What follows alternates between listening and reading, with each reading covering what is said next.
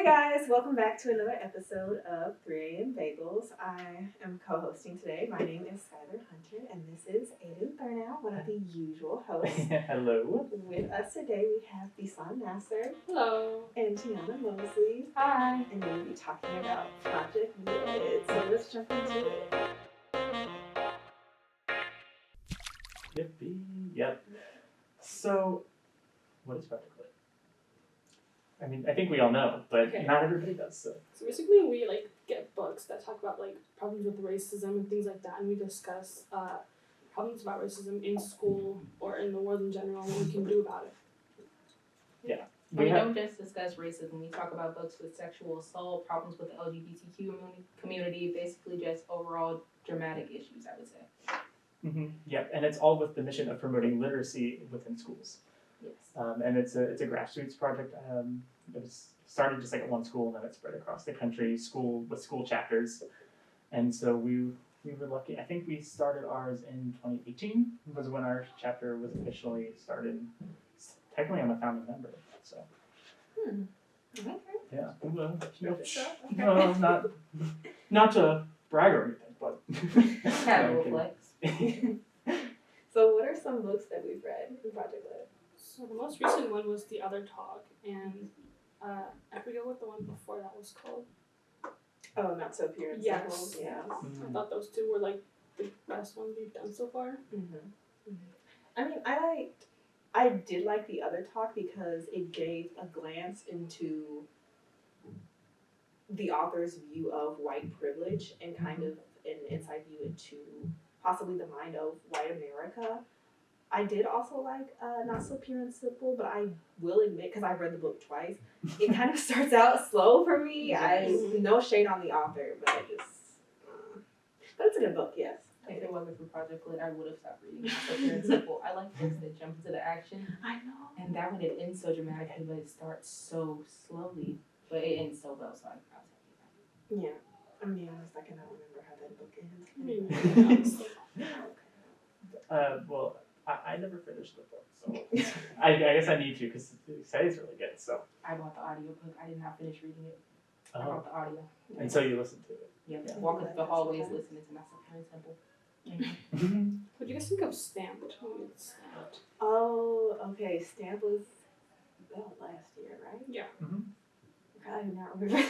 You're pulling some memories. Oh my god. Stamp was good Yeah. from what I can remember. I mean, it was insightful. It was really Very. insightful. Yeah. I still like because every now and then I'll have like a conversation with another student about they'll bring up racism or something. I'm like, oh, remember this thing from Stamped? And I'm like, you should read Stamped because it explains all of that history really, really well. I like that feeling when you kind of get into not like a total disagreement, but like a small conflict with somebody, and you can actually reference your sources. Yeah, right. I've learned a lot from this. Let me share my knowledge. Right, exactly. Yeah. It's really positive to share knowledge that way instead of arguing. That's another thing. Because then the point's kind of lost. But Yeah. which really sucks because a lot of people do jump straight to arguing.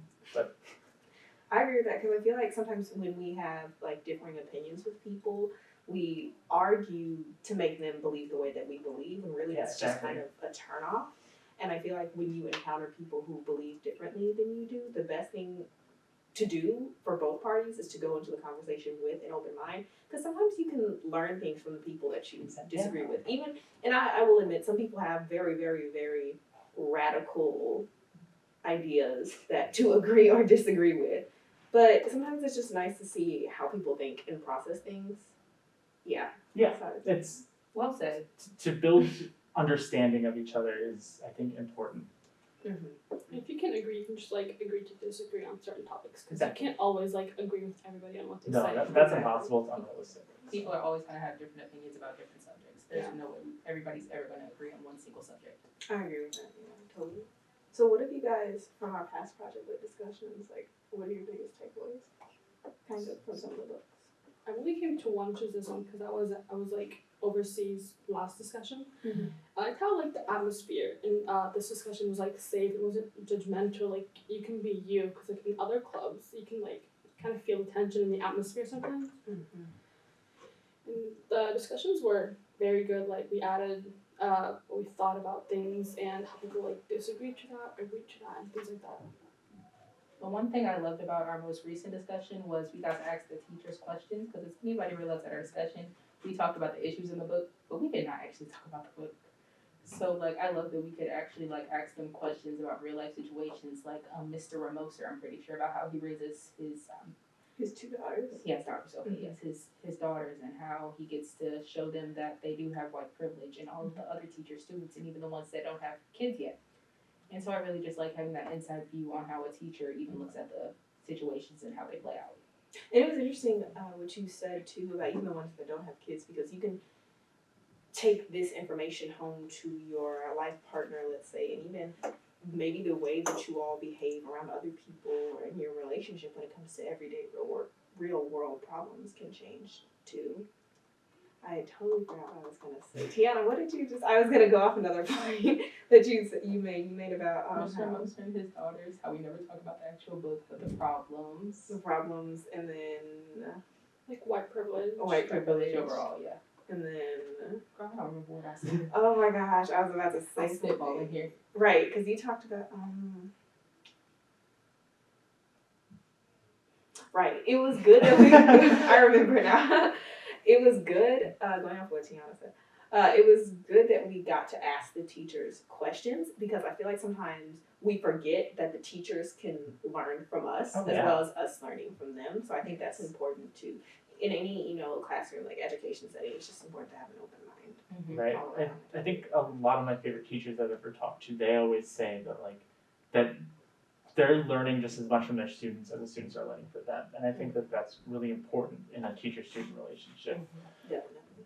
Going back to what Skylar said, so there were like teachers that were white that didn't say anything, but the entire time they're like taking notes. I felt like that was important, so like they can realize that there's a problem, or like how to teach their kids about white privilege, And another thing I really love about Project Lit is like, even though we're talking about uncomfortable topics, everyone is still comfortable in the atmosphere. We can discuss these things without the tension, like Besan said earlier. Like you can just really feel that everyone is actually here for each other, and that it was a safe space for everybody. Like I was sitting next to Mr. Lockett, he was laughing, taking notes, and just it was overall lighthearted. But never sit next to Mr. Lockett in one of these discussions again. Yeah, I was really bummed I wasn't able to come to the last discussion. I think I was doing something. I was either out of town for a college thing or doing a theater thing that was going on. Because the book for the other talk by Brennan Kiley was a really interesting read for me, because like a lot of things he said is stuff that like I've discussed with my family before and other people, but the way that he was able to put the ideas about white privilege into words was able to give me it's things that I've been struggling to put into words and getting better at over the years, but now it's oh, so this is how I can talk about this subject when it comes to white privilege, and I think that's where reading the book was important for me. So yeah, I wasn't curious about the discussion how it went, because I wasn't able to come. So it's good to hear that it was a positive experience and it was a safe space, a brave space to talk about stuff. I like that the most, that it's kind of like what Teona said, kind of what you said, Ayden. It just overall is a safe space. Yeah. I really do like that, because I just feel like one thing that I feel is really important is open communication in any setting. And it's nice to just have clubs where people can think critically, freely, and communicate their opinions openly and safely. I feel like that we need more of that. No, yeah, absolutely. It's absolutely vital to, especially solving issues of racial equity in our schools, to have spaces like that where we can talk about that openly and communicate with each other. Because there's no other way that we're going to be able to break down those barriers without those kinds of spaces. So, what does it mean to be a project lit leader to you guys? We were just discussing this with you guys. I didn't even know I was a Project Lit technical leader for a long time, because Dr. Arsani does not give us a bunch of responsibility. She doesn't like to throw stuff on our plate that I'm not going to say we can't handle, but literally everybody I know who's a Project Lit leader, we're in 1,001 different clubs. We have 1,001 different activities. I even have a job, I'm pretty sure, along with many other Project Lit leaders. So I believe our main responsibility is to just actually read the book, for one. read the book and just be able to discuss these topics freely and throw out questions to even question the other students that aren't leaders and teachers that, well, obviously the teachers aren't leaders, but throw out the questions that teachers can answer and just have free-flowing communication and knock down that barrier that stops the communication. So the purpose of they said that being a project leader is leading discussions. But I don't think that we actually necessarily had to do that because everybody had things to say there, so nothing we didn't really need to add or begin in conversation. And like Teona said, Dr. Asani didn't really oh, do this, do that, responsibility. No, she's taking it one step at a time. Yeah. I think, kind of like you said, we didn't have to lead any discussions because everything was open. I think there have been times where it was when it was more than just project lit, individuals, when it was the project lit people and other students, then there were times where I think they had to divide it up and have leaders for each discussion. I think that was the last time we did a talk like that wasn't online, was back in 2019. I think, was it Monday's Not Coming? Is that the book? Actually, was it Monday's Not Coming or Allegedly? No, it might have been Monday's Not Coming. I just remember Allegedly was really popular my freshman year. And I think Allegedly was also a book. I think we read both of those. Right, we did. Tiffany Right. D. Jackson. It was because we were gonna have her visit, but then COVID hit. And then, right? We almost met Tiffany D. Jackson. I know. Yeah. On the long list of things that COVID has written for us, but yeah, that was back when project lit discussions were pretty big. Anybody in the school that read the book could come to the library during, I think we did lunch hours. I think we did, and then we had pizza, and then they split us into groups with a project lit leader or 2 or 3 maybe per group of 20 or so students, I think, or maybe even smaller groups. And then we just had discussion questions that the project lit leaders came up with, and then we just discussed the groups together. Hopefully there might be a time where we can do that again in the future safely. Maybe next year, because there are some big things coming next year. I just talked to Dr. Asani earlier about some things that Project Lit is doing in the future. Maybe this, I don't mean to derail the conversation, but do you want me to mention them real quick? Oh yeah. I was also gonna say, I do hope we get back in person, we're in person now. I mean, doing regular stuff, because there's just eating pizza at school, when you don't have to eat food at home, just hits different. Being able to come home and just be I ate at school. I don't know how to explain it. Yeah. You don't come home hungry for snacks, I guess. I know, because the school just has it like that. They just feed you pizza and whatever you want. Yeah. Do you have a third hour lunch? Do you have earlier lunch so you're hungry by the time you get home? I mean, yeah, to some degree, but I bring my own lunch. Oh yeah. Yeah. But. Yeah, no, I have fifth hour lunch, so. Me too. Yeah. And I still don't eat so much. I refuse. I don't either. Well, I'm spoiled. My mom works here, and so Lucky. so she kind of has fed me every day with I don't know, just stuff from the store, and I'll heat it up in a microwave. Yeah, and then I'm also in the fifth hour jazz band, so we don't eat in the cafeteria because he wants us to be ready to play earlier. So yeah. Right.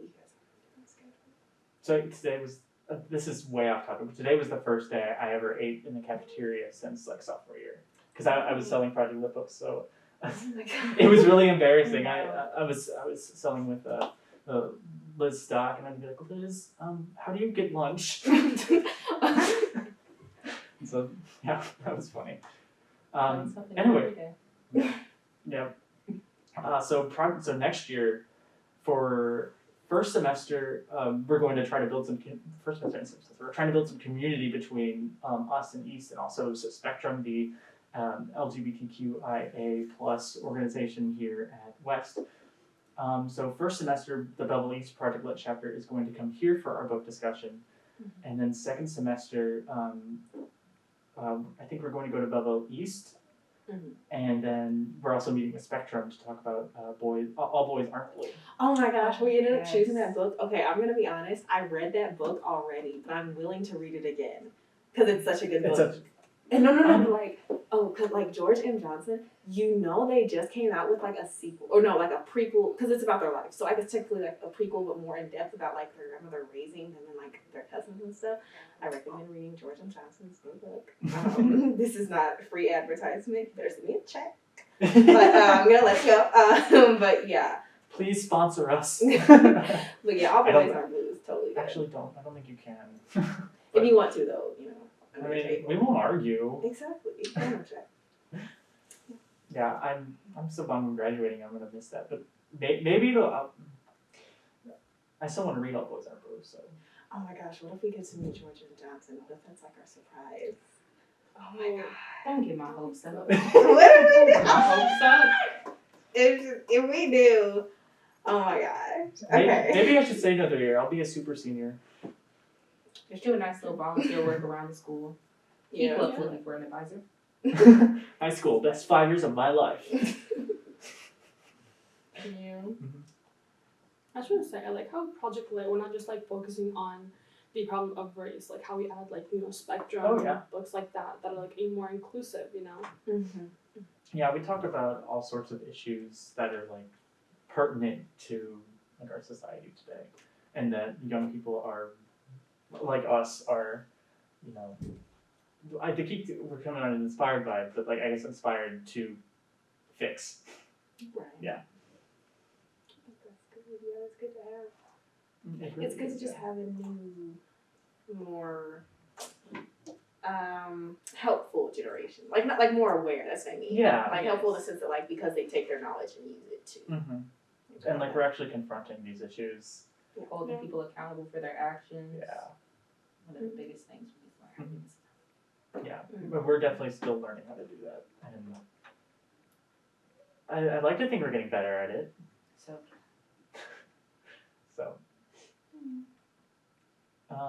you mentioned service projects earlier. I know it was more like one of the joke things, but yeah, but Project Lit we did do some service projects in the past. We had one planned when I was a sophomore. So that was 2 years ago before COVID hit. But I think my freshman year we put bookshelves up to take a look in like the counselor's office. We were talking about this in the discussion the other day. Really? I know we were talking about this. We didn't talk about it last discussion. It might have been me and Dr. Arsani. We were talking about how like you guys put bookshelves in the nurse's office and like in the counselor's office. And I know I wasn't here for it because I was in the middle school. Yeah, that was. I want to say it was the summer between. It would have been in 2019, the summer between my freshman year and my sophomore year, which I think you would have been in like between 7th and 8th grade, maybe, right? 8th grade. It's time's so weird to me. I can't believe like this is my last week. Tuesday's my last day next week. Oh, that's so true. Yeah, it's weird. Yeah, but particularly the service things too. Even though we haven't had the opportunity to do them. Because of COVID-19. Because we had one plan, I think we were going to go visit some schools and like read books with them, with some elementary schools nearby. And then COVID hit, and we couldn't do that. So It's kind of off topic, but to think that we're already like almost halfway through high school. It's kind of crazy, like, All right. Don't remind me. I mean, I'm big junior, so I'm more than halfway, but Don't remind me. Like, we were barely in 8th grade, like, what, 2 years ago? We're already years like ago. one of the juniors, I'm starting to realize I'm done because when I was halfway, like COVID hit, so I went home, and I didn't really process to be like, oh, I finished sophomore year. I finished junior year online remote, so I didn't even process that either. And now I'm back my senior year, like, oh, this is it. Yeah. It's so weird. I remember when COVID hit, and I was just like, COVID is ruining the best years of my high school. Then I think about it, there's people like Ayden who are like, they're going back into school in the normal sense, and it's their senior year, and they've already missed out on so many experiences. I'm just like, I did not get to that end of the stick. Well, it's so much worse. It's I can talk a long time about it, like how COVID impacted my high school, because my freshman year was totally normal, so I got like what normal high school is supposed to look like. Right. And then Well, yeah, because it was Yeah, my and freshman then- year, so we got half our year. you got half your year, so I got half of my sophomore year. But honestly, like on March 13th, when we get the call that we weren't coming to school for 2 weeks, I was really thankful. Like, all were. I wasn't thankful for like, the pandemic that was happening, but I was thankful that like I got a break. I think we all were, but then we realized that was like months and months. Yeah, It's like it's really like it's not ending. Oh my God, Besan, do you remember when Miss Wilson had it was right when we had got this like packet about Anne Frank. And I never turned that in. Me I have to say it. Yeah. Miss Wilson, I'm so sorry if you ever listen to this, but I never turned that packet in and I still have it in my backpack. It is in my Like, that backpack. wow. 8th grade year was wild. Tiana, you from No, I did Millstadt? not. No. Yeah. Mm-mm. You're from Millstadt? No, I We am both not. are, you know. You're both from Millstadt? Nope. No. We don't like to say it. Yeah, we don't. are, you know. Dang. I can imagine why. There's a lot of students at the Yeah. school, like I think quarter-ish. Are Yeah, it's more than I Millstadt. realized that are from It's a Millstadt. lot. Because I'm like, oh wait, you're English class. It's not. I would like to see Millstadt kids in the hallway. Sometimes they wave at me and I just like duck and hide. Feel so bad. At the same time, I'm like, oh. Yeah. Oh. Yeah, I'm from Belleville. I went to Roosevelt Elementary School in Central Junior High. So I don't know why that was so funny. When you said, I'm from Belleville. I'm from Belleville. Like, Excuse me. let's No. establish it. But yeah. I don't know. So my mom's worked here since I was in kindergarten, pretty much. Mm. So I'm like really familiar with the school, for better or for worse.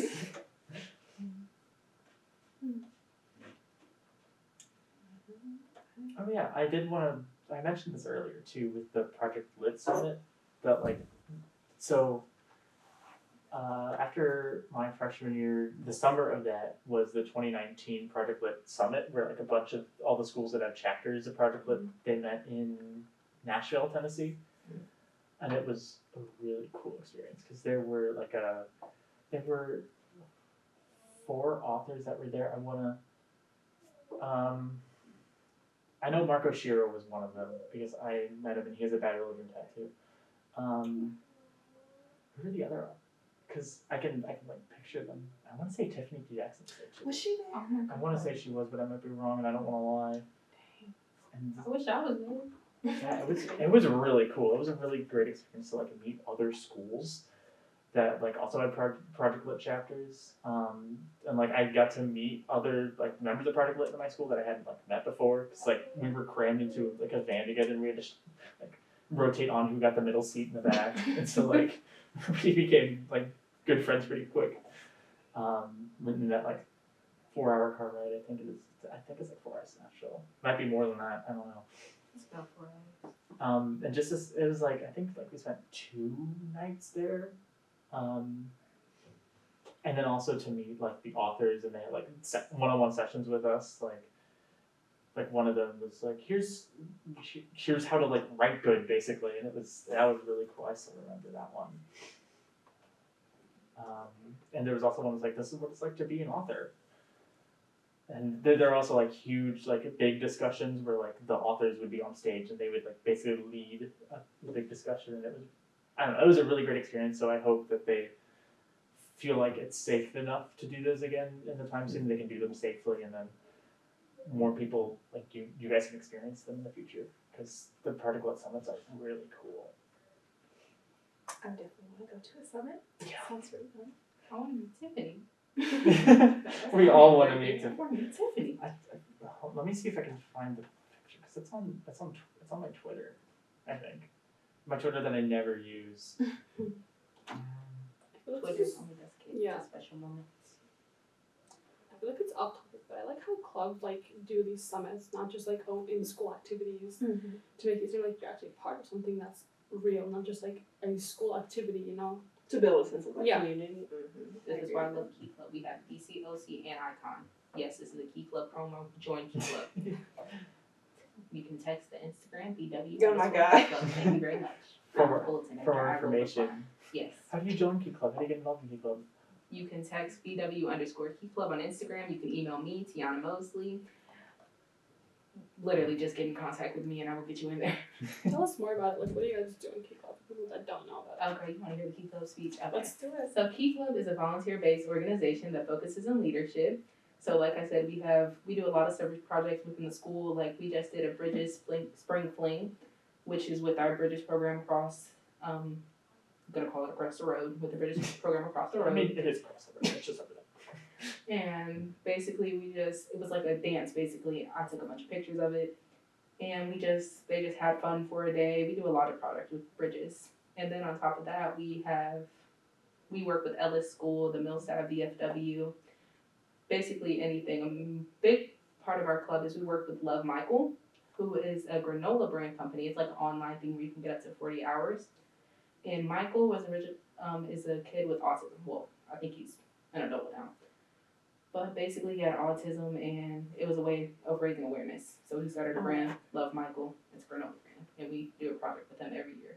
Then we have BCLC, which is our district convention. And it's just all the key clubs in the 31-34 district. I might have said the wrong district. If so, Mr. I'm sorry. But it's just all the key clubs in our district. And this year was in Springfield. So we all went to Springfield. I was there. And we just got to meet with like our board, our governors, and all of that. And it was so fun.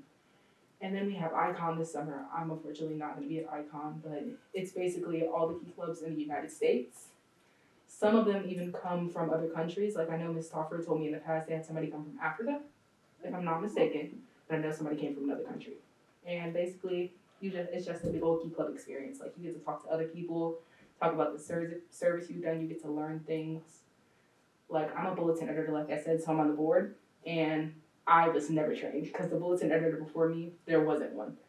So when I went to DCLC, I got a lot of training. I got to talk with the current bulletin editor for our district, and it just gave me a lot of learning experience, and it taught me a lot of things.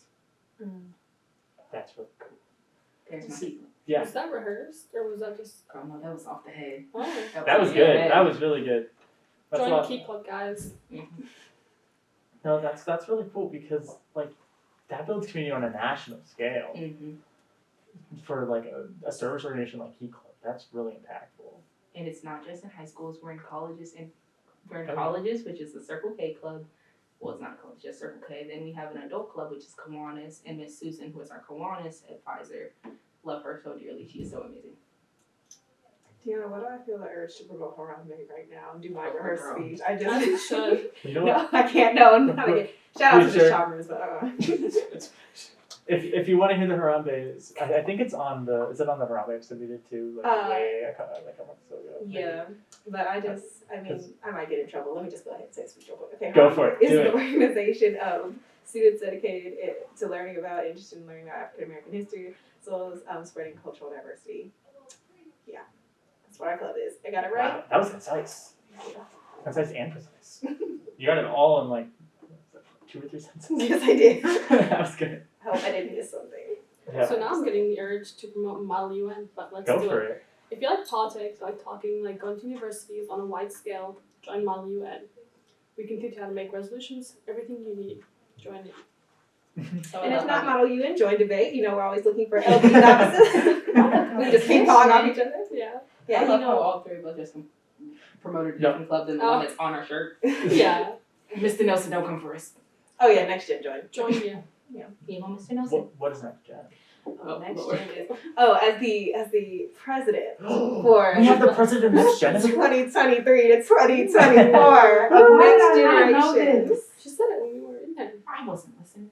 Like I was saying, as the president, I will announce that Next Generation is a club for students of color in honors classes, and we basically talk about different issues, and we have different events, and we just just kind of have a sense of community, kind of like community style thing. So, yeah, join that. That is so good. I'm so glad we have that now. I'm sorry, I'm stopped. I'm just saying, I'm president next year. Okay, I'm done. No, because What's our president this year? Dallas. I had to think about Dallas. There's, I don't know if we want to talk about this too much, but like, and I don't know what you guys want to do, but it's definitely, I talked about this before, like with people, about how obvious it is, the lack of people of color in like the honors classes. And Oh, well, yeah. that's, Well, what we found is that, I don't know, well, I guess we can decide later if we're going to cut it out. Can I say that? It's If it's, I can edit it out if it's something that it's not like you can't say it, but if you want to talk about it, you can. I'll just say it, and then I guess we can decide. Maybe check with I'll check with him to see if I can say it. But basically, what we found in our meetings is that sometimes students of color are often discouraged from taking honors classes by certain teachers. I'm not sure specifically by name, but certain teachers who I guess don't think they can handle it. So they'll say things like, "Are you sure you want to take this class?" or "You should try this one."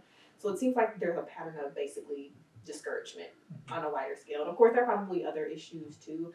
I'm not aware of all of them, but that's one that we've seen. This A is lot. another thing we discussed in the project lab meeting about how like students of color get constant discouragement from certain people, certain teachers telling them not to take honors classes. But that's also why we have the resources that back us. That's why we have to join the things like Harambe, Next Gen, and things that just encourage us to do these things and push us to join these honors classes. Because we have to be there. We need the representation. Right. Because you're here. I stress myself out with it, but I am there nonetheless. Join Project Lit, guys, to get into these conversations. Exactly. Just join everything. You know. No, yeah. So, I mean, what other organizations are all of you involved in? Because I know all of you are pretty involved. But Student union. That's That's All three of us are in the same meeting next year. That's good. That's good. Project Lit. That's all three of us. yeah, same union. Oh, did you want to go? Or you? No. Oh, okay. So next year, West Student Union, Project Lit, all that. Project Lit Next Generation, Harambe, Book Club, Marching Band, Concert Band. Let me see if name's set. There might be more, but that's the gist of it for now. That's literally me. I'm trying to think of all the Seven? clubs I'm in. So 7 is how many you can put under your senior picture. So Really? Oh, yeah, okay. there you go. Aw. Fun, you want to go? Oh, no. Oh, debate. Oh. Don't come for me, Dr. Hensey. I almost forgot to say. Yeah. Well, you remembered at the end, so I think you're in the clear. But I think of the clubs I'm in. Okay, I'll just go. So I'm not in a lot of clubs, but according to my mom, I am. Oh well. You know, Model UN. You should join Next Generation, Project Lit, Student Union. Thanks, Skylar. I think that's it for now. Oh, and NEHS. Oh my gosh, Yeah. the National Honor Society too. I almost Oh, yeah. Yeah. I mean, in my mind, those are like slightly separate. Like they're clubs, but they're like a subsection of clubs. Right. So, Let's see. I am in Key Club. That's the club I'm most involved in. I am in Next Gen. I want to join Harambe next year. Otherwise, Jay Strickland is going to kill me. I'm in Project Lit, Yearbook. I'm forgetting something. I know I am. Student Union.